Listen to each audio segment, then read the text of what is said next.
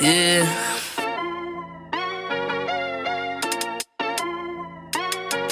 Yeah. Look at me. Benchmark. They're speaking the facts that you wanna hear. That rapper jersey, the vision is clear. Diamonds glisten like a chandelier. You know what I'm here for, like Marshawn Lynch. At clutch time, we do not flinch. Real brothers, we do not switch. Hit home runs with the right pitch. Who run the city? What to do when they hating on you? I feel like Kobe 2010. I ain't taking the L, all I need is a win. Business is business, you know how they go. You glad the seats, now it's time to grow. Tuning now, gotta be in the know. Showtime, bitch, my butter blow. I ain't seen from now. Wow, you really? I'm just trying to tell you.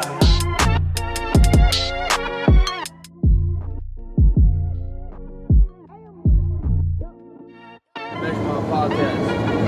What's up, bro?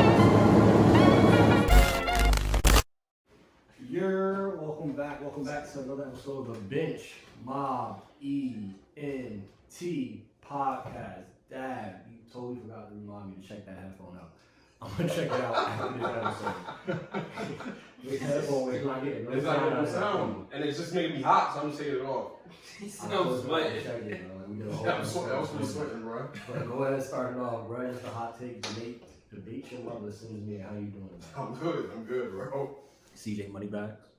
All good, man. It's a good week. You know what I'm saying? AFC Championship coming up soon. Miles. I'm straight. Yeah, we gotta think of another name. We can't do Bing Ball. We can't do Nick State. We can't do it for the ladies. I was in the Holiday 7 and Eagles not even doing Bing Bong anymore. He plays the Bing, and he plays like this giant ant sign at the end. It's like Bing, and then it's funny. It's funny when you're on the radio. Yeah, not that was on the radio. It got old like a week after that happened, so it's all good though.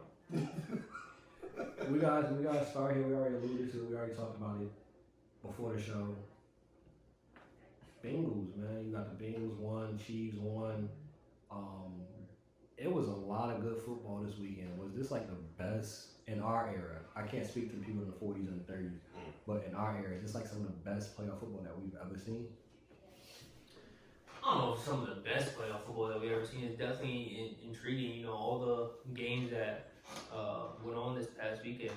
You know, all the winners were teams that played on the road, which was pretty crazy and interesting to see. And a lot of those games, I think 3 out of the 4 were on game-winning field goals. Which, you know, shout out to the kickers that are making those kicks in those big moments. Money McPherson, Shooter McPherson. He's definitely a special talent, and you know, that's one of the reasons that you draft a kicker when you see a special talent like that in the 5th round that can do things like that. And people think like after watching this game that was the only game winner he had first all season. Yo, we won a lot of games this year because of him, because of his consistency with field goals, extra points, and that's probably like his 4th or 5th game winner for us this year. And it's huge, especially being on the road in a tough environment. But a lot of good football. We're gonna talk about the Bengals a little bit more, but I'll let y'all go see if You couldn't wait to talk about the Bengals. It's so quiet now. I'm gonna talk about the Bengals, but that's not the question he asked. I'm gonna let y'all talk about the question before we get into the full Bengals topic. We had the best weekend of football I've ever seen in my entire life last weekend. Point blank period. And I don't know if it's the best playoff I've ever seen. I'll let it play out, right? Overall, because the slate games this weekend look good. Like I said, I don't want to see any more blowouts. There's no more blowouts. Tight games, but I will say this: it's the best quarterback I've ever seen in any playoff. If it's tight, it's right. Yes. No, I don't know what to answer that question. But no, this is the best quarterback play I've ever seen in any playoff ever in my life. That game alone between Josh Allen, who I was dead wrong about, dead wrong. And you never hear me say anything negative about Josh Allen ever again. I can't. That was incredible. But that was the best quarterback I've ever seen. I've never seen 2 quarterbacks play better than that.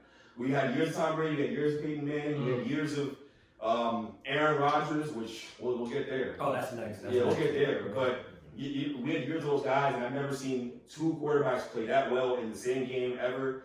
And if you watch that game, points in 2 minutes. But if you watch the game and your quarterback is anybody other than Justin Herbert and Joe Burrow, how do you feel good about yourself right now? Like that's the question I have. I didn't. I was like, yo, I watched that You game. talking about competing against those guys in the Yes, moving forward. Gotcha. And I watched that game, and my first instinct was like, all right, cool, I'm going online. I looked up Malik Willis highlights. I was like, I gotta look for guys who have crazy physical traits because clearly it's something that these guys are doing, right? You look at these guys, they're all throwing off platform. There was a play where Josh Allen had a wide open Dawson Knox in the middle of the field for a 20-yard game. He probably scores anyways. He splits it. Yo, he throws it. He splits the seam and hits Gabe Davis on his head on the helmet, and he hits his head on the goalpost for a touchdown. Yo, and he threw it off balance. He wasn't even set. His feet were parallel. Nothing was a football like that. That was crazy. I've never seen anything quite like that in my life. Like, this is special. So, yeah, Daniel Jones, I'm not feeling too hot right now because I just saw some crazy quarterback plays, this next level stuff, and I don't know if you can win. You know, not like Tannehill, the days of Tannehill, Garoppolo's, it's coming to an end. Don't worry. So with Garoppolo, right? So since you brought it up, do the 49ers, being that Garoppolo has gotten to this point, next season, is there any way that you bring Garoppolo back? I think so. I mean, even if it's on a 1-year deal, I'd still bring him back, let him compete with Trey Lance and see where he's at, training camp next year. But, I mean, Jimmy G's led them to a Super Bowl. They're on the verge of another Super Bowl if they could beat the Rams. And I don't know. I think you got to just stick with it. Like, Kyle Shanahan always figures out a way to win with Jimmy Garoppolo. So, I mean, he's not hurting them. Yeah. But the name of the game for them is being physical in the run game, being physical up front. You're rushing with 4 guys. They win because they bully you at the line of scrimmage on both sides of the ball, which is what I've been saying all year. If you can do that, you can win. George Kittle he said we play football the right way.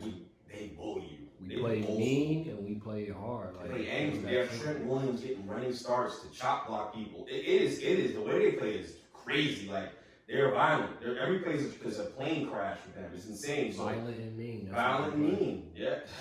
So you can. If you're the question that you asked is, if you're gonna bring him back, I don't think there's a better option in the market than to bring him back and have him compete with Trey Lance, especially if you don't think Trey Lance is ready. And I don't think he's ready because he has not played yet. He plays when Jimmy G can't go. So Kyle Shanahan is not trusting to run the offense yet, or make the right decisions, make the right reads yet. That's fine. Doesn't mean there's no problem. Yeah, that's fine. There's no problem. He don't have to start off and be the greatest quarterback of all time. You got Jimmy G there. You have a proven system. Yeah. Every single year, if they're healthy, proven system, they're going to be competitive and in that playoff hunt every single year. And then when they get in the playoffs, don't nobody want to see the 49ers because they have playoff football. That's how they play. They play to win in the playoffs. They are what the Lakers want to be, where all right, playoff time comes and we turn it up. That's 49ers. When you see them, they run the ball, which we have said plenty of times on the show. You run the ball in the playoffs, you play tough D, you give yourself a chance every single game in the playoffs, and that's what the 49ers do. So you keep Jimmy G, it's a proven system, and you could slowly bring Trey Lance along. Like, they have a luxury in that. Yep. Jimmy G, all right, he's not Aaron Rodgers, he's not Tom Brady level, but he's good enough to get the job done. On the flip of the coin, though, I don't know if any of y'all, I know Miles or Chris is going to say this, and I don't want to steal anybody's thunder, but this better work out. Trey Lance got to work out. You give him like 3 first-round picks for him. You got to make it work. And he's gifted enough to make it work. Maybe that's where the hesitancy comes from. So because they don't want to put him in too early. Exactly. They don't want the media coming down on him for not performing up to the expectations that they set on him prior to the beginning of the season starting. So that's a good point too. That's a good good first point. round picks to do. You better work. Now, we of course got to talk about A-Rod, Tom Brady, and I just want to ask what is y'all viewpoint on this because we talked about this with. Let's get back to the Bengals too. We talked about this with my man from the Bird, from Jason Goldstein. We talked about this. I want to hear Chris and I want to hear Miles' perspective on it. The coin toss. Do you think the overtime rules need to change? I think in the playoff scenario like that, and honestly, that's not something I thought about prior to seeing this game. But the way both these quarterbacks were playing, they both deserve a shot to go down and win it for their team. And I think that's how it has to go moving forward. Yeah, change it for the playoffs. Maybe not the regular season, but definitely change it for the playoffs. Because again, defense wins championships. So let both defense, go out there and try to get a stop for their team, and maybe better defense win. I mean, I agree. If you change it for the playoffs, it adds a different element. Like that game, he didn't want it to end the way it did, where Mahomes just basically took over overtime, and Josh Allen couldn't even get a chance to rebuttal. Like, he was hot. He would have gone down and scored again if he got a chance to, and you could see it on his face. But I mean, that's the rules right now, and we'll see in the offseason. Hopefully they change it. I mean, they might just have to change it altogether. Yeah, regular season too. That wouldn't be the worst thing in the world either. And what sucked about that too is, like, you knew as soon as Kansas City got the toss, the game was over, and it could, because they had the momentum. Mm-hmm. They had just scored off the Tyreek Hill touchdown. And it was just they just had the momentum, and Patrick Mahomes is fired up. They're at home, and that's just the way it goes. Yeah, Patty Mahomes is the opposite of A-Rod. You get Pat Mahomes at home, it's not likely they losing. It's not likely they losing in the playoffs. Pat Mahomes, they got 3 Hall of Famers there, man. Like, the scary part was, of course, watching this, that's crazy, right? But then to hear the audio afterwards that they literally Travis Kelce and Tariq Hill was like, all right, we're going to do this. We're going to go up the scene. They're going to play deep. They already knew they're going to play defense like this. We're going to do this. We're going to get this field goal. And it happened exactly how they planned it with 13 seconds left. 13 seconds left, and nobody on that side of the field for Kansas City is panicking, nothing like that. Like, as you mentioned, Kansas City wins the coin toss. Bills, they all knew, it's curtain. Kansas City with 13 seconds left. The whole team, all right, we got Patty Mahomes, we got Mahomes, we good. He can do it in 4 seconds, we good. They believe in Mahomes like he's Jesus. That's why you pay him that money, though, to do things like that. Oh, he getting his money's worth for sure. Now, you mentioned, we were talking about the greatness of Pat Mahomes, and your Bengals are going up against them in Kansas City. How do you feel about y'all chances in this? I'm nervous. To be honest. And we beat the Chiefs a few weeks ago at home. But again, that's at home. Our crowd, right? You can do different things when you're playing at home in front of a home crowd than you can when you're playing on the road. And what I mean by that is, when you're on the road, you don't have the ability to do a hard count, because your lineman may interpret that differently because the noise is so loud, the environment is so loud, and that limits Joe Burrow's ability to see how the defense rolls in coverage and whatnot by doing those hard counts. He can't assess the pre-snap. So kind of a lot of the time you just have to go with it, and that's what happened why we got 9, or one of the reasons that led to the 9 sacks is, on the road, Joe Burrow couldn't do his hard count. And Tennessee did a great job of disguising their coverage and what they were going to do. And our linemen aren't good enough to know the protection and what's coming based on obviously not being able to do a hard count and things of that nature. Now, Joe Burrow's got to get the ball out quicker. Question. So you mentioned that, right? I want to ask this because I was hearing different perspectives. Some was saying Burrow got to get the ball out quicker. Mm-hmm. I was hearing this side too. They were saying whoever's doing the offensive play calling, y'all were doing a lot of plays where it was down the field. And after 4 or 5 sacks, they were saying maybe the play call should have changed so he could get the ball out quicker. There was a lot of times where Chase Higgins is 20, 25 yards down the field, and y'all didn't have enough time to let the plays develop, so y'all may have probably switched it to shorter passes. What's your take on that? What's crazy about that too is the Bengals didn't complete a deep shot all game. I don't think the Bengals completed a pass over 20 yards all game for all that I was reading and what I was hearing. But they still found a way to win that game, which is crazy. Having the longest catch be between 10 and 20 yards. From that perspective of what you're saying, I think a lot of it is on Joe Burrow. He tried to extend plays where he needs to just throw the ball away, and he took I counted at least 4 sacks where he could have threw the ball away instead of taking a sack. Shout out to him though. You get sacked 9 times, and we have a member on the show who knows this very well. He got sacked 9 times, but did not fumble once. Yeah. We know somebody on this show that has a fumbling issue, so shout out to him to get hit like that 9 times. Let's not act like Joe Burrow, the only person who ever done that before, by the way. Because he's not been in a game, conference championship against San Francisco in 2011, where he did the exact, he was bleeding in his face, got sacked like 8 times and won the game. I don't even remember. But guess what? Joe Burrow has a record now with 9, so. He has His record, most times sacked and win a playoff game. Penny Sewell somewhere laughing, eating crackers. But he can do that on the team though. Because it said, regardless of that, it still panned out with Jamar Chase. And the thing that I'm worried about is going on the road, like I said, playing in that environment. There was issues with play calling coming in on time, and Zach Taylor alluded to it that he needs to do a better job of getting the plays in quicker. Because a lot of these things can be eliminated. You know, running up to the line and trying to, you know, hurry up quick because you see the time ticking down. You know, all those things create anxiety and pressure and things in those situations where, you know, if you have time, you know, you can change things up at the line of scrimmage and things like that. Not necessarily being a hard at, but you can really evaluate and see, you know, what you have going on in front of you. But look, we all saw this past weekend, the Bengals have playmakers on many different positions. So you choosing the Bengals to beat the Chiefs? Of course. What do you think? Yeah. You know I got a lot about it. And the reason I am is because I have confidence that they can do it because they've already done it this year. And we're going to have a good plan for their defensive line, Chris Jones and them, just like we did with the Raiders and Max Crosby.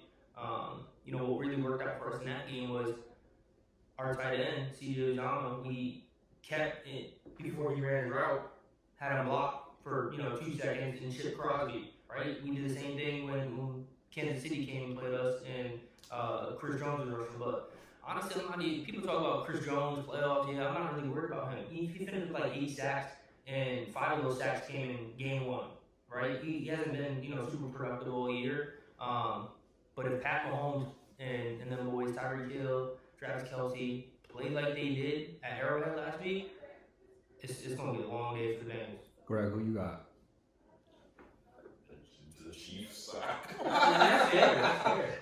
Chiefs for you too? I got the Chiefs. Yeah, but I don't want the and I don't want the Chiefs to win, whatever that means. Whatever that's worth. I don't want the Chiefs. I don't. I'm sick and tired of this of Mahomes, his wife, spilling beers. Is he? Is he? He is, but no, like and Jackson, the TikToks. I don't know. Yeah. Like I'll be honest, I got a little bit of Chiefs fatigue. I'm tired of them. It's starting to feel like the Warriors to me. It's feeling like the Warriors to me. Back when Steph was getting going, the shimmy, stuff like that. Tired of fast. I'm starting to get tired of the Chiefs in that way. But I appreciate greatness and how good they are. When does Joe Burrow get a chance? All right, where Joe Burrow is, you have an opportunity to win the game. So I will give him that. You have a chance, but This I don't is want to built like that. He's good. Yeah. He's good. People got to remember, too, You look for it tough. the Bengals aren't supposed to be here. You're talking about a team that finished with 2 or 3 wins last year, and Joe Burrow tore his ACL in week 11 and missed the rest of the season. I believe. Why are you doing this now? What do you mean doing this now? They're not supposed to be here. Yeah, but whenever you get the you're not supposed to be here speech because you better go outside. And that's what you start saying. No. Listen. I got faith Burrow in my don't team. think that though, because Burrow, he said it. He's like, "Hey, we here. Let's make some noise." Like, and I think at this point they're not the underdog story that everybody may think. I think they have a chance. I really do think they have a chance. The way that Kansas City is balling right now is it's a little bit scary, like you said. It might. I think a lot of people have that now though. Some Kansas City fatigue because we're talking about what now? This would be what? Yo, if Tom Brady doesn't get a lucky offsides call, they would have been in every Super Bowl in the last 4 years. They would have been like if Tom Brady doesn't get a lucky offside call, well, Tom Brady got a lot of lucky calls, but we don't talk about it later. But like if Tom Brady didn't get a lucky offside call, bro, they in the Super Bowl again. Like what are we talking about? This is a dynasty we're looking at. They're a dynasty. So this is a crazy game, but I really do hope that Bengals will pull it off, run some quick plays, get the ball out fast, run more slants with Jamar, because Jamar can take a slant to the crib. Don't say we're not supposed to be here. Don't We're not. You guys made all these signings. Yeah, I don't want to hear that. The offseason. Trey Hendrickson, all these dudes, To revamp the defense, go out and get Jamar Chase. You got Joe Burrow. Give me a break. Listen, Oh, you was saying this about Joe Burrow in the preseason, though. That's because you guys are the Bengals. That's an organizational thing. But Joe Burrow's so great, he's overcoming the stench of the You organization. sound like nobody knows, bro. Yeah. He was saying that today on this podcast. He's like, no, you're not gonna. Because they're the Bengals. Because they're the Bengals. Yeah. No, but that's a real thing. They're not going to win because they're Cowboys. They're not going to win. Those are the same people that were saying that 2 weeks ago when playoff game number 1 happened. Facts. No one's accounting for how great Joe Burrow is, and I think that's the problem that everyone makes. It's the one error in the calculus that we're making, okay? Like, you have a generational quarterback. Generational. That's Joe Burrow's generational. Can he do this? Yes. Does he have the tools to do it? We'll see. Now about the playmakers, it's about the offensive line. I trust the defense. They're good. They're good stops. You guys are already winners in my playbook, so. At the end of the day, win or lose this coming week, successful season. Hands down. On the other side, we got 49ers.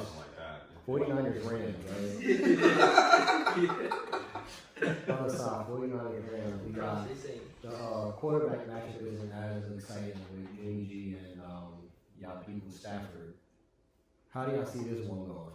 It's an exciting game. I don't know. I said the quarterback matchup isn't as exciting. I mean, you really want to see Jimmy G. For example, let's say 49ers, you really want to see Jimmy G against Joe Burrow? Oh, no. All right. Yeah. That's what we. I think. I got the Rams. Crazy. I think the 49ers might be. I'm not gonna give you that take. I might be able. I got 49ers winning. It's gonna be a really not too fun Super Bowl with them winning. I think the Rams are going to win.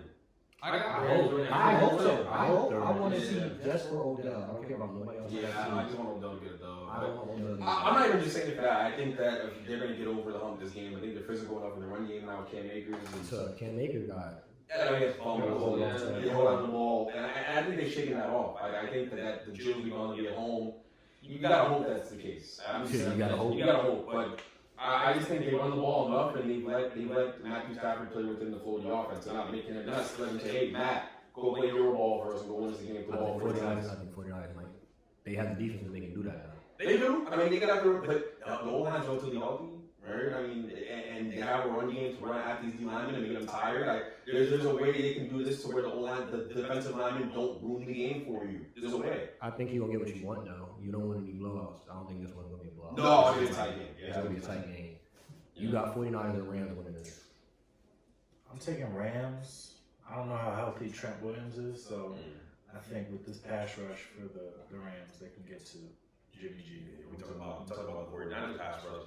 Von Miller's gonna have a good little day. Von Miller has been looking good in this play. And unblockable. He seems rejuvenated. Yeah. Floyd. They got guys. You got 49ers and Rams winning. I got Rams 24-21. I think it'll be a close game like that. It'll be a close game like that. I mean, the way last week happened, shit. I hope they don't blow a lead like that. Yeah. That'll be a major thing that doesn't need to happen. So Rams obviously beat the Bucks to get into this. We'll talk about Brady. At this point, what do you think Brady should do? Should Brady retire? Should Brady come back? Should Brady switch teams? Where are y'all looking at with this situation? Go home, Brady. Don't ever see you again. Sayonara. Brady Fiducci. He should have retired last year, honestly. After he On won the top. Super Bowl. Yeah, that would have been crazy. I like this better. Retire and disgrace. This is better. Disgrace. Retire and disgrace. I don't think he's going to retire because, especially with how he's doing, and he got his podcast now. He does his videos after they win. I think it's going to be more of a production. It's going to be more of a bigger thing for Tom Brady. So I don't think he's retiring. Should he? You think he'll do like a farewell tour? Is what you saying? Kinda. I think it'll be a bigger thing with him. Like I said, he's into the media company now. He has his podcast. I feel it'll be something bigger where we're going to see the recording or make an announcement, and we'll all be like a farewell to like, all right, these are Tom Brady's last couple games. The thing is, what really matters, and we all have a relationship, we all know this. If Giselle tell this man, you better come home, He's gone. he's home. So this is She told him that already. like, She told him that. I think this is really dependent on, he's gonna take some time off. It's really dependent on what his wife and his kids say. If they like, hey, we need daddy home, I think that might be the thing that brings him home, whether he wants to or not. Because I think he still got probably a good good, what, solid year. He led the league in passing this year. Yeah, like he got a good 2 years. 3 years left. Like, but it might just be, hey, it's time to come home, man. Because his family has made sacrifices for him to be to this extent, to be this great. You hear about all the athletes that say, I want to thank my family because of the sacrifice. I wasn't at birthday parties. I wasn't there for anniversary dinners. Like, whole bunch of sacrifices that the family got to take. At some point, they're going to be like, hey. Somebody got to put in first. Exactly. At some point, we need some repayment, my boy. I think he's going to come back for 1 more year, at least. I think it's over. It's done. Yeah, I hope it's over. It's over, man. The Bucks are out. There's another team out. The one less thing I worry about in the NFC. And I never lost to Tom Brady. No, Eli never lost to Tom Brady. I'm going to say I never lost. I never lost. He's the one who. Me and Eli was in it together the whole time. That's how y'all realize. The whole time, me and Eli was in it together. He was in his ear? I was talking to him. They had me. They wired me, and I was talking to him instead of Kevin Goldberg. I didn't know we had Mario Manningham on the podcast. I would have caught that ball. That pass was so perfect. I would have caught it. That's how perfect that pass was. I would have caught that ball. And he knows I burned. I almost cursed. I burned him a couple times. I ain't going to say, dang. I fried him up. I fried him. Chris watch. I fried him up. Hey, Yeah, I mean, he's a wash corner, bro. You be like One-on-ones outside right now. You might need to line up. And 10 degrees. you think I'm a Green Bay Packer? I'm not going outside. speaking on them Green Bay Packers, yet again, they home, they lose, they were favored. I think everybody on the show, we had that, well, outside of Greg, because rightfully so, he was believing in the greatness of Double A-Ron, but we all had the mindset of the 49ers can pull this off. They can do this. They've had the Packers numbers for the last couple of years. Regarding A-Rod, right? What's your thoughts on this situation? I mean, the man after the game talking about he want to be part of a rebuild because the Packers are rebuilding all of a sudden. What do y'all think about A-Rod? Is he returning as a Packer, you think, or he going to try somewhere else?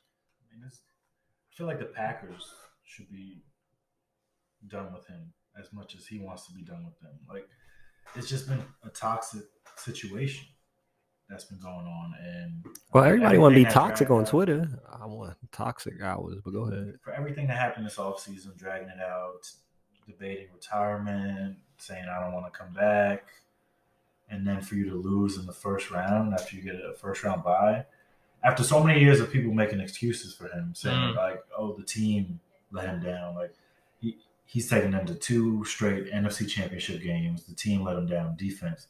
It's like, I think it's on him now. And now it's coming down to, can he even win the big game? And I mean, right now the answer is no. Because since he won that Super Bowl, he hasn't really been a good playoff quarterback. No, I think the record is something 10 or 11? 10 or 11, something like that. Yeah, I mean, I have to agree with you. Everything you said is factual. It's like all the drama in the offseason up to this point, and now you're talking about a rebuild. But and the Packers ain't rebuilding. Where's the rebuild? Yeah, exactly. But just say you want out. I understand. He's coming from the mindset of, yeah, we got a bunch of free agents on this team. But again, free agents can sign back with the Cowboys. Just say you want out, my boy. Packers, just say you want out, my boy. Right. Call how it is. If you want to leave, say you're going to leave, and say you're going to move on and find a different opportunity. But I also think he's shying away and running away from the opportunity if he does that. He feels like it's going to be easier in a different spot where that's not going to be the case. But let's think about it. Where can he even go?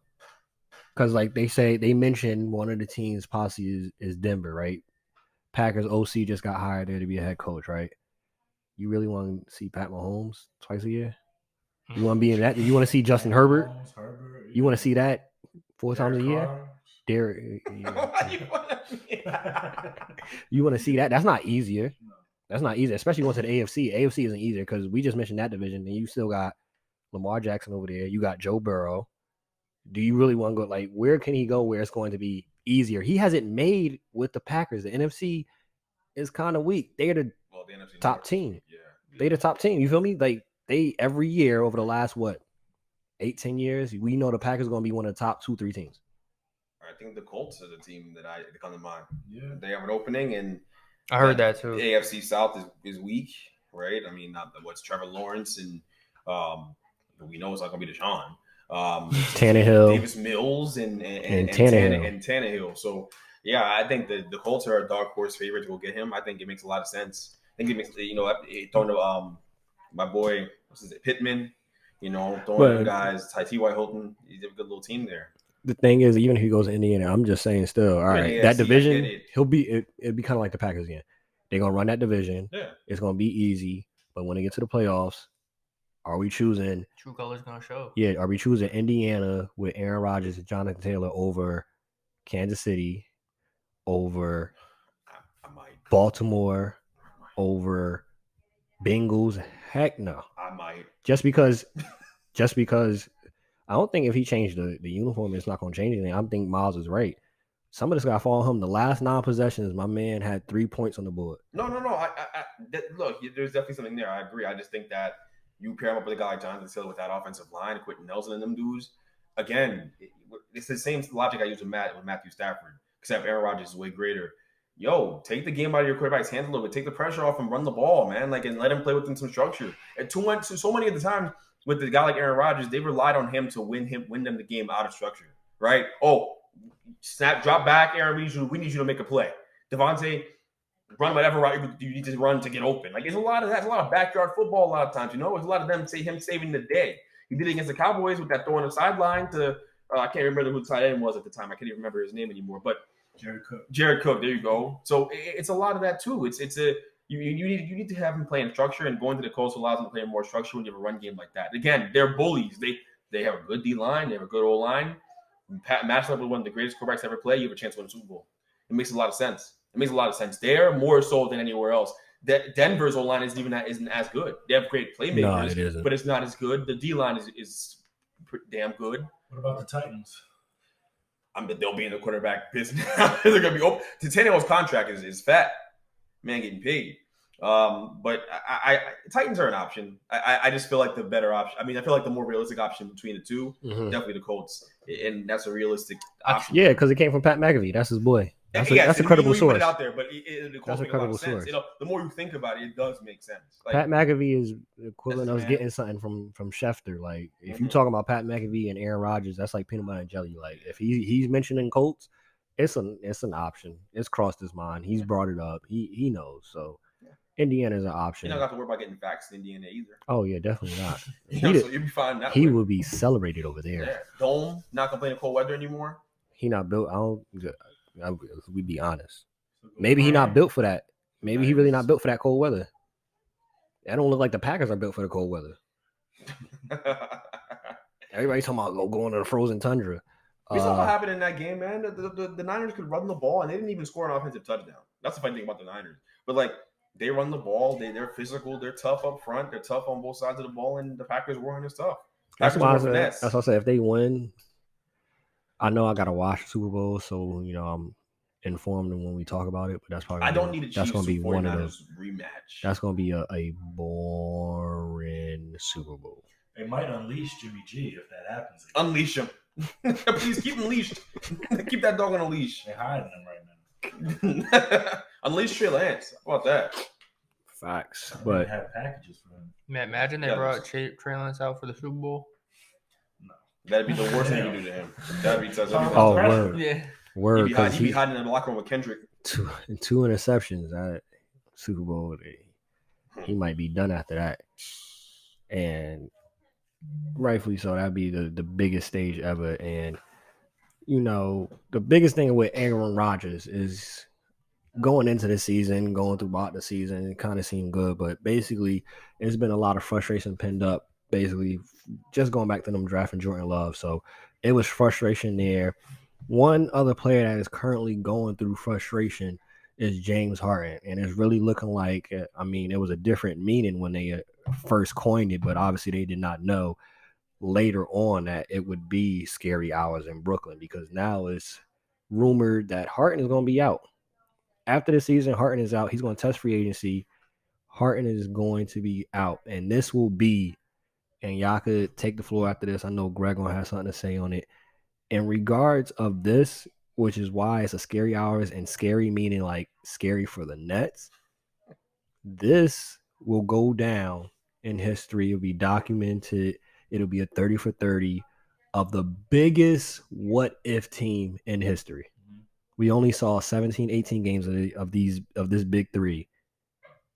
Only 17, 18 games of this big three.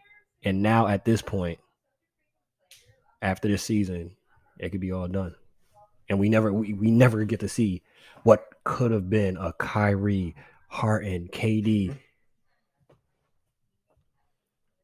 Kyrie messed this up. Like, I mean, I don't blame James. When I first heard everything, I thought about it and I heard about all the reports, and I just keep thinking back to this whole Kyrie vaccination thing. Look, or even taking the month off last year, like just taking it off. Now, is that why they ultimately lost and didn't win a championship? No, injuries cost them last year. They were playing together in the playoffs. They looked good up until Giannis chose to take my boy Kyrie out, and Harden's out there playing on with his hamstring falling off the bone. It happens, but and that's really what happened. And even with those obstacles in the way, we almost went there. It's just KD got a big ass foot, and if it wasn't for that, we would have gone to the championship. But that's can't claw off a spoiled milk. But now, fast forwarding, I can't help but think that the situation with Kyrie is going to be hard to bounce back from. Because you're choosing not to play. And I was listening to Colin Cowherd today. He was describing the whole situation with Kyrie, and it's a good point. Like, he made a really good point. You can decide to do whatever you want in terms of the vaccine. It's your body, your choice. No one can force you to take the jab. No one. But when you're a professional athlete and you have a bunch of guys and a star player at that, someone we can't replace, like if Thiago Splitter decided he didn't want to get the vaccine, I wouldn't give a damn. Thiago's. If Nicholas Batum decided, if RJ Barrett decided he didn't want to get the shot. Why? Yeah, no. Miles enjoying this too much. I have to make sure I put a frown on his face. But no, seriously. Like, if certain players decide they don't want to get the vaccine, it's fine, right? But you're Kyrie Irving. I can't replace Kyrie Irving. I can't do that. It's not easy. And so when you decide you don't want to get the vaccine, your choice has literally a domino effect on everybody around you and everybody with a 50-mile radius, 100-mile radius, right? All the fans are angry.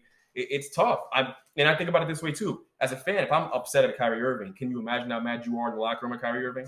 When you have to carry the load every single night because Kyrie's not there, when KD's playing 40 minutes a game, when James Harden is out there playing by himself with the lineup sometimes that have no shooters on the floor and they need you scoring punch, you're out there, you're at home chilling, watching the game, right? And saying you're standing on what you believe on. Like, your decisions have directly affected your teammates. So when this thing falls apart, how can I not say it's your fault? Like, I don't want to blame it on Kyrie. I don't even want to do that. But how can I not? Like, is there anything else I'm missing? Like, can I say it's not Kyrie's fault at this point? Like, really? I would also say, I know everyone's freaking out, but at the end of the day, what's going to boil down to is, can this team win a championship and overcome all this? You win a championship, then it heals all. It heals all. It really does heal all. So I don't know. I mean, if there's a situation where Kyrie can play somehow and can get access to play home games throughout the postseason, and the vaccine suddenly isn't needed anymore, long shot, I know. But if it does happen that way, and they can roll through the playoffs and they get to be together and play ball together, and KD comes back healthy, and he will. But if that can happen, then maybe this whole situation is null, because then Harden's not going to go anywhere. But I don't think so, because at the end of the day, Harden. So KD is the middleman in this. So Harden is tight with KD. Kyrie's tight with KD. But I don't think Harden and Kyrie tight. This is your man's. Hey, yo, my man's, we about to go play ball. You don't know his man's. You know him. Harden came like, yo, me and KD, we got a tight relationship. Oh, you got somebody over there that's pretty cool. Kyrie, he get buckets cool. All right, cool. I'll come play. No problem. But I'm here because of KD. Kyrie messing up this whole thing, because at this point, you got to think about this too. With this team specifically, with these three players, KD got a ring. Kyrie got a ring. Harden ain't. I'm going to ring too. And you messing this up, my boy. Yeah. They both got a ring. Kyrie could just be, I'm grounded. I'm at home. I'm chilling. I already got my ring. I'm verified. I got the blue check. I'm good. Everybody knows I'm great. At the end of the day, let's say he retires today. Maybe not first ballot because he didn't fully play out, but Kyrie's a Hall of Famer.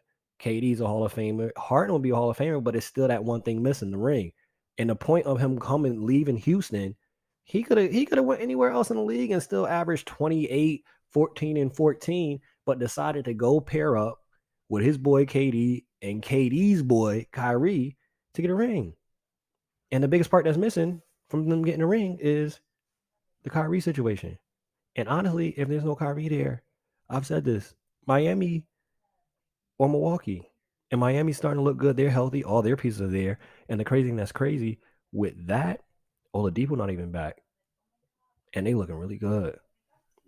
They don't have a KD. They don't have a Giannis. But they got a nice nucleus of all straight dogs. And when you have a situation where the Nets are underhanded, you might pick Miami. You might pick Milwaukee because there's no Kyrie there. The biggest thing is what everybody was choosing the Nets as the finals contender every single year with this team together is because of the big three, not the big two. Right. No, you're right. I just, again, it boils down to I just think Kyrie's selfish. I do. I think he has the right to make his choice, but your choice is affecting so many people, and it is winning the championship aspirations of an entire organization. And then also on the Harden front, right? I agree he's justified in filling the way he feels, fine. But really, are you going to go somewhere? Where are you going if you have a better chance to win a championship, James? Like where? Like for real, where are you going? Like, are you not better off running it back for another year with this team? Like, I don't know what you want to do. Like, I going to play with Embiid when the Nets can literally drain them of resources and a sign and trade for you, and that will happen. Don't think Sean Marks isn't getting a return for James Harden. I'm sorry. For people who don't know Sean Marks, he's legit one of the top 2 GMs of basketball. He's getting them in return. I'm getting Ben Simmons. I'm getting Tyrese Maxey. I promise you. I'm taking Tyrese. The thing is, you tell me what you think on this, Miles. I don't know how he thinks he's getting if that's one of his choices, he wants to get to Philly. I don't know how he thinks he's getting there in this regard. Why, in what world would I help out the team that's both competing with me to get to the finals? Well, why would I help out Philly? And on the other aspect, you tell me what you think on this too. Why in the world would KD want to play with Ben Simmons? Well, they'd swap. They're not going to be able to keep Ben Simmons if Harden goes to Philly. They're not getting Embiid. Of course. The Nets aren't just going to take Maxey and Thibault and rightfully so a few picks. So Ben Simmons obviously has to be one of those people. But I mean, that doesn't necessarily help the Nets in a way. I think that, that kind of hurts them in a way because Ben Simmons, he still hasn't proven anything in this league yet. So you're getting a lesser player. You are getting Maxey though, if that's what the deal is. But I mean, I'm wondering if Harden, you think he takes all that money because he has a player option. He does, yeah. That he could decline and just sign with the Sixers for less. But it would cost him like $74 million. But does the money matter so much? I know it's a lot of money, but does the money matter so much? If he turns down $74 million to get the hell away from Kyrie Irving, that is the biggest indictment on Kyrie Irving in his career. That simply put. That brings up the conversations again when he was in Boston and Cleveland that people were saying he was a terrible teammate, terrible person. That if that happens, like you said, that will be. But he ruins the team dynamic everywhere he goes. Because he makes these selfish decisions and he doesn't think about how it affects anybody else. It's always about Kyrie. It's always about him. Like it is. And he's a basketball genius, but it's always about that guy. It's always about him. And it ruins teams. Like the Nets never even got a chance. Did we even get a chance to enjoy this? That's what I'm saying. I haven't even enjoyed this. This is going to for be 3 years and it hasn't been fun. What have I watched? I haven't even watched them play together. I watched them play together for like 10 times. This is going to be the biggest if of what could have been. I already know it's Steven Spielberg. It's somebody somewhere getting ready to direct this documentary. You better be nuts because this is going to be crazy. We all were excited just to see these three players together on one team, especially with. And don't think they're not gonna mix into the documentary how it's supposed to be Lakers Nets in that mix and the Lakers on some nonsense too. But specifically speaking on the Nets, it's crazier. We talking about 3 of the top 10, top 15 arguably players in the league on one team. And when they did play together, it was the most beautiful, great basketball, whether you were a fan of the Nets or not. That would have probably been, honestly, would have been up for debate of probably the best big 3 ever, but we never got to see it. 16, 17 games does not cut it to be like, we can't have that in the conversation. As talented as we know that they are, we can't bring those three up in a conversation where we talk about big threes being the best all-time big threes. They played 17, 18 games together.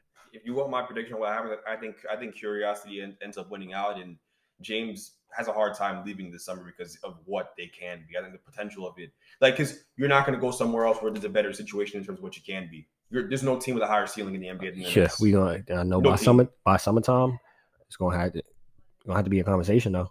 Oh, I don't think he was joking in the words, J. Cole said, within every joke is some truth. When he said, I'll jab on myself. Laugh. That No, wasn't a joke. He really He meant it. He really wants to do that. Yeah. For sure. So of course we finish off talking about the whole net situation. We were going to talk about the Rising Stars format, but the All-Star starters were released. I'm gonna read them off, and y'all tell me y'all thoughts on it. Who the biggest snubs? I know Greg has some definitely some input on who started in the West. In the East, of course, you got KD, he was the captain. Giannis, Embiid, DeRozan, Trae Young. Y'all want to go to the West, or y'all want to start on the East? I have no problem with the East at all. Any problems with the East? None. Western Conference, you got Bron, Jokic, Andrew Wiggins, Stephen Curry, and Ja Morant. Now, I know there's some input on this. I'll let Greg start it off. He, texted us in the chat before we even started and said Andrew Wiggins sucks, dirty balls, and should not be starting. Break it down on why you think he should not be a starter. It's not. He's obviously deserving of an all-star nod. I think he's an all-star, but I don't think he's an all-star starter. You have guys like Devin Booker, Donovan Mitchell. I know he's had an injury and he's been out recently, but we're talking about superstar players. Like we're talking. Devin Booker has the strongest case of them all, in my opinion. I know Luka normally would be in this conversation if he hadn't been hurt or overweight for most of the season. I understand that, but Devin Booker's on a team that they have the most wins in basketball. They're on another 8-game winning streak. That's like the second 8-game winning streak they've been on this season. Mm-hmm. It's in large part because of him, right? It's insane to me. He had 48 points the other day. How is the fanfare around the Phoenix Suns so weak that the fans didn't think to vote him into the starters? It makes no sense. How did Andrew Wiggins end up getting more votes than Devin Booker? Like, to me, that's where the problem lies, is with Devin Booker. I think Devin Booker, of all these guys, has the strongest case to be a starter, and him not being one. And also, let's just be honest. Nobody wants to watch Andrew Wiggins start an All-Star game. This is a Stars League. I do not want to watch Andrew Wiggins start an All-Star game. I don't. I want to see the draft when they draft him. He's going last. He's Rudy Gobert this year. He's going last. I promise you, they draft that dude last. If he gets drafted last, that's cool. You know he's going to get drafted last, bro, on everything. Just every player in there is significantly better than him. Ja Morant, all them dudes, they're all significantly better than Andrew Wiggins.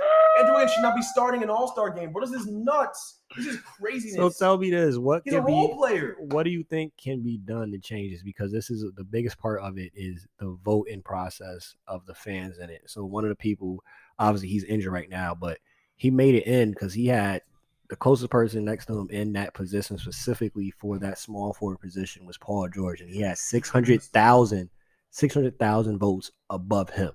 600,000 above Paul George. And again, he's injured, but you can go it, yeah. 600,000. So Andrew Wiggins was getting them votes. Maybe it's because Canada. It's those damn Canadians. I forgot he represents the whole country over there. It's Canada. It's those damn Canadians, bro. They ruined it. Oh, they come through. They always support their athletes. Always. I mean, they ain't do that much for Van Vliet, but they ain't do that for Van Vliet, but I mean. Yeah, but Van Vliet wasn't a starter. He's not a starter. Van Vliet not homegrown either. Andrew Wiggins homegrown from Canada. But I completely. What do you think could be done though? Oh my God! I just thought about something on the show like a lot. Yo. So if RJ Barrett has a good season, puts together a good season next couple of years, are we gonna get RJ Barrett being a starter because Canada votes him in? I swear I'm gonna jump up a bridge if RJ Barrett is a starter in the All-Star game. I promise you, bro. I don't know about a starter, but he'll definitely get the Canada aspect. Will help when he does have a good season next year or the year after that. It's going to help get him into the All-Star conversation. As an All-Star starter would be gross. Yo, Andrew Wiggins as an All-Star starter is gross, bro. I don't want to watch these dudes in the All-Star game, bro. I'm not trying to watch that. I'm trying to watch Kyrie cross dudes. I'm trying to watch Zach LaVine dunk on dudes. This is about entertainment. Back. That's what you want. But this also is all about sauce. fun. When you were a kid, you wanted Vince Carter in the All-Star game. That's a fun guy to have in the All-Star game. T-Mac. Look at the caliber of players I'm naming. Now I'm talking about RJ Barrett and Andrew Wiggins. What are we talking about? What is Andrew Wiggins going to do in that game that's going to make me get up on my seat? What? That weekend's all about entertainment. The biggest stars show up. You didn't want to watch Andrew Wiggins? Hey, something to allude to. Put somebody on a poster. I still wouldn't be wowed by it. Yes. He's going to have a straight face as he dunks on. That's exactly it. It's just he looks like he eats porridge all the time or something. Like he just Andrew Wiggins is the most boring. He's the most boring dude in the league. Yo, but you mentioned that they the top team. Last year Utah was the top team. They didn't have any starters either. Just to throw it out there. So being the top team and not in a big market, I think factors into the voting process too. Why there's not starters. Of course, we know that D Book and CP3 are definitely more popular and more well known than last year, for example, with the Jazz when you had Donovan Mitchell and Rudy Gobert. But the thing is, it's the fan vote, and it's bigger markets, and the fans aren't voting based off, they're the number one team. That's the logical thing. Or just who's the better player. Now you want to do who's having the better season? Look at the numbers. Why don't you compare the numbers and tell me who's having the better season? I'm pretty sure it's D. But a lot of times, fan vote.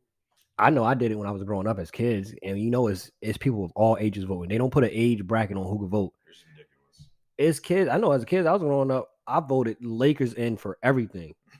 Andrew Bynum was starting. Like I voted Lakers everything. I did. Pau Gasol, Vladimir Radmanovic. Like I was voting all of them in just because they was Lakers. So, but D-Book doesn't fall under forwards. He falls under guards. Yeah, right. You can't do the 3 guards. I understand. So there's no better forward than Andrew Wiggins, guys. Like that. This is where we are in the NBA right now. Everybody else is hurt. No Kawhi. I know LeBron obviously got a nod, but obviously he's a captain.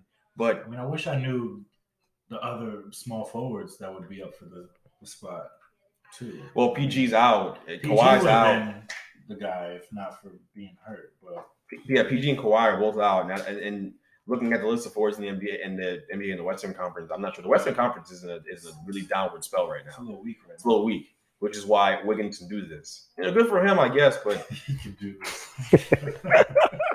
Like he can get away with this. Yeah, like he snuck his way into the All-Star game. Ain't nobody trying to see him. I don't want to see you in the All-Star game. Weren't we talking about in the summer, right? We were talking about Wiggins, and you had some strong words about him, right? Yeah, I think he's the most disappointing number one overall pick. Well, he's not.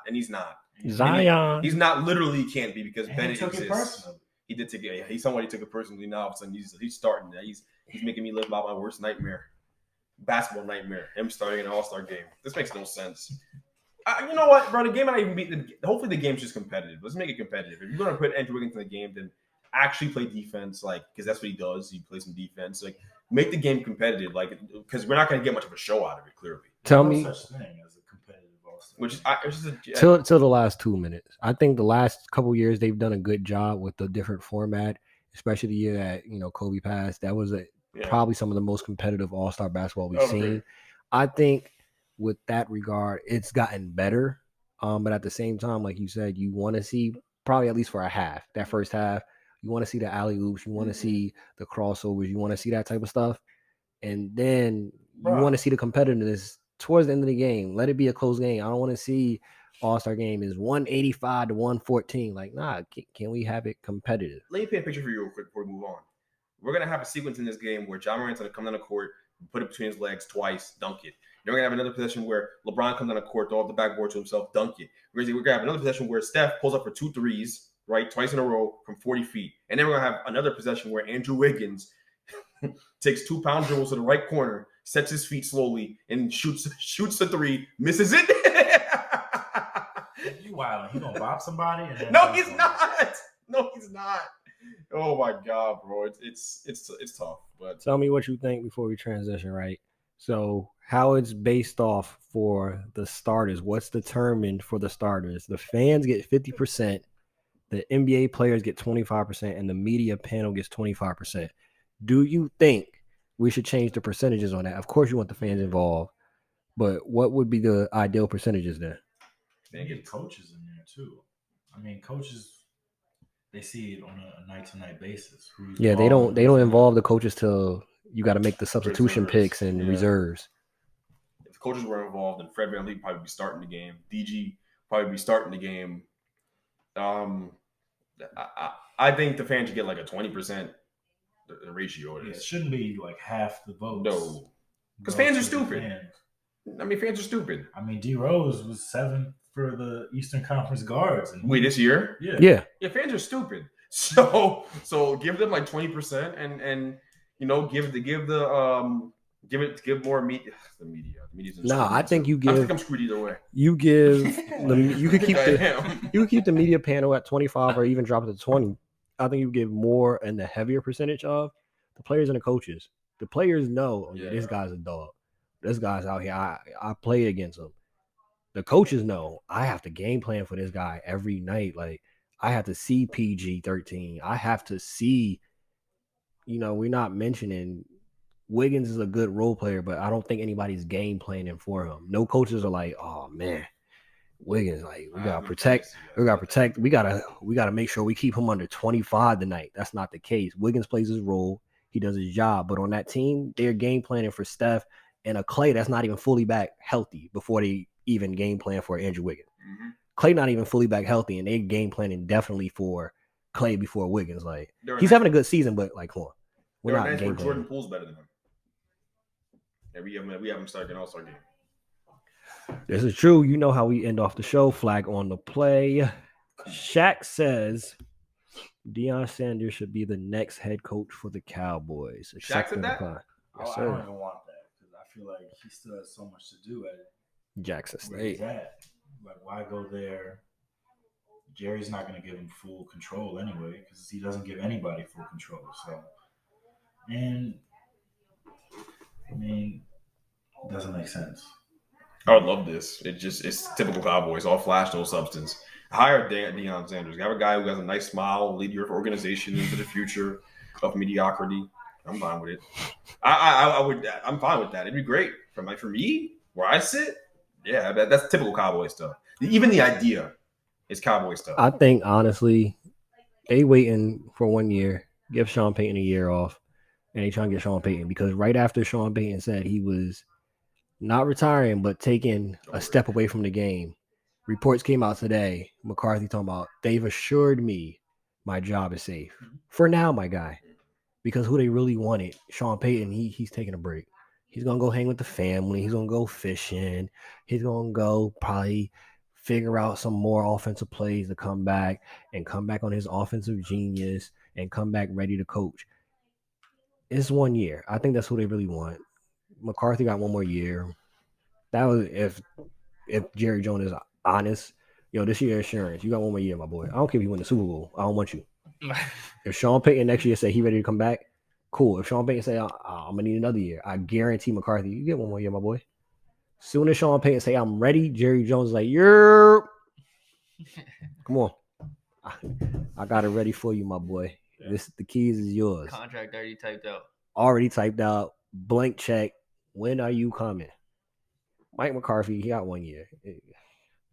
1 more year, mediocrity. They'll win 14 games next year. Losing the playoffs. How you feel about that as a Cowboys fan? I'm not a Cowboys fan. Transitioning. Always say that. Barry Bonds and Roger Clemens have been left out of the Hall of Fame. Now, this is the last time they could get in through the voting process, but I forget what it's called, but they can still get in outside of this. Like another committee, if they decide to vote them in, they're able to get in. But as of right now, they are locked out of Cooperstown. I mean, they're just trying to erase that whole era. Even though it was probably the most fun time in baseball. Like Barry Bonds was probably the best player to ever play, but he just so happened to take an extra boost every once in a while. So, I mean, he made the game more fun. He hit the ball a lot farther. I mean, he did get incredibly larger, faster, which, I mean, he would have been a Hall of Famer regardless if he didn't do all that stuff. But mean, that period between like 1990 and 2005 was a good time.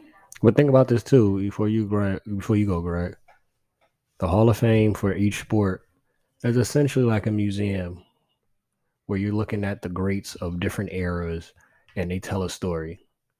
Like you just said, they're trying to erase a whole era. How can you not have this in the Hall of Fame? This was a era that was probably the best era of baseball. Probably had the most people tuning in, the most exciting. Baseball now is still trying to figure out, how to get more views. During that time, I really wasn't hearing that conversation. There wasn't a conversation about that. You was getting the home runs. You had Mark McGwire.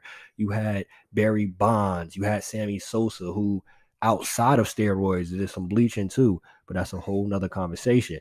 So you can't just not have this a part of the Hall of Fame. And if I remember correctly, I think there was no evidence found that he did it, but Big Papi was on the Mitchell Report. He just got in. It's about likability. Yeah. We talk about this in the chat. It's about how much they like you. How much they like you matters when you talk about it. These guys control the narrative on your career. If they don't like you, I have a hard time about with Kyrie and where he's going to stand at the end of his career. We all know how great he is, but does the media really like him? Like, that matters, yo. These guys hold the keys to the narrative. Calling the media pawns. Calling people pawns. They not going to ever forget 20 that. years, bro, when you're sitting on some farm in Wyoming or climbing Mount Everest or hanging out with alpacas. But you know what? Going back to this conversation, baseball is they really piss me off. They really piss me off, and the fan base, the sport itself, the media that covers the sport, because they have this holier than thou attitude, as if they're above reproach, and as if I know no other sport does this, but we're gonna factor in the off the field, off the court stuff into our Hall of Fame process. It's not gonna be about how good you were, because by the way, I don't know if people know how steroids works. Steroids give you a boost in strength and stamina, right, on some level, but you still have to be able to hit the ball. You still have to be good at the craft. Barry Bonds, before the steroids, was a Hall of Famer. Like, that's how good he was before it. Like, he was stealing like 30 bases a year. He was a Gold Glover before people don't know. Like, that dude is top one, like, all time type. Like, that's how good he was. And he was on that track before the steroids. Before it, it was just that no one was paying any attention to him because everybody else was juicing up already, hitting 40 home runs a year, and he was like, "Oh, I'm better than all these guys." But y'all talking about them because they're clearly juicing. Okay, cool. Let's level the playing field. There's definitely cheaters in in Cooperstown right now. Come on, bro. And you're acting as if like you're drawing the line here. You're drawing the line with these guys. Make an example out of Clemens and all these dudes. Give me a break. Likability. I know Clemens wasn't liked by a lot of people. Come on, bro. Right. And thank you. When it comes down to it, this ain't about cheating. It's not about who cheated. It's not about purity of the game. Don't let these guys. I heard Mad Dog go on First Take, and he was ranting about, my Mickey Mantle. He was crying in the dugout. He had to bleed to break the record. And you have shut up. It is not about that. It's all about, do you like this guy or not? Bottom line. Hey, it's likability. Speaking to that, now you mentioned Big Papi on the Mitchell Report. What does Big Papi do now for his career? MLB Network. He's in the media. Big personality, Fox. Big personality. Smart man. Loves Big Papi. Everybody loves Big Papi. Smart man. He got so is A-Rod, but people hate A-Rod. So I don't think, regardless of what happens, he'll never make it in either. Who? A-Rod. Yeah, he's a hated guy around the sport. He's a hated guy around the sport for a lot of different reasons. But yo, you want to talk about how loved David Ortiz is?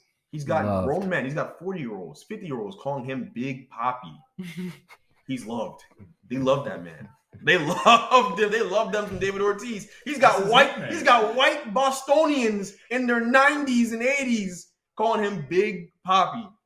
You tell me, yo, that's transcendent love. That's that Jaden and Will love. That's that Mary J. Blige real love. Real love.